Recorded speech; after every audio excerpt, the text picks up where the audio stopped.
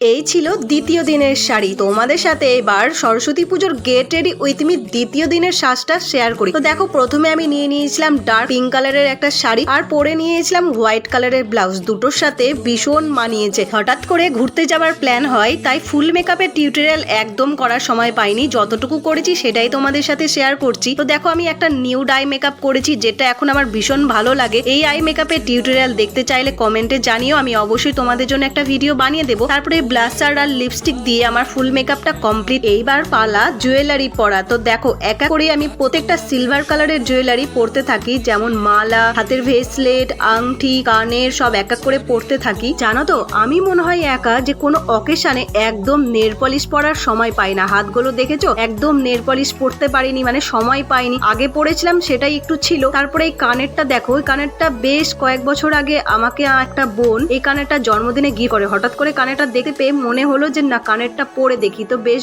ভালোই মানিয়েছে। তারপর ঘড়ি পরে আমার এই মেকআপটা পুরো কমপ্লিট করি। আর তোমরা তো জানো যে আমি ওপেন হেয়ারই বেশি ভালোবাসি। ব্যাস, আমি তো রেডি। এরপরে একটা ব্যাগ নিয়ে বেরিয়ে পড়লাম ঘুরতে। কোথায় ঘুরতে গিয়েছিলাম, কার সাথে ঘুরতে গিয়েছিলাম, কি কি করেছি সেটা আমি একটা ব্লগ ভিডিও বানিয়েছি, যেটা পোস্ট হবে লং ভিডিওতে। এবার তাড়াতাড়ি জানাও দেখি আমাকে এই শাড়িটা পরে তোমাদের কেমন লাগছে। তো দেখা হবে খুব তাড়াতাড়ি নেক্সট একটা ভিডিওতে। টাটা।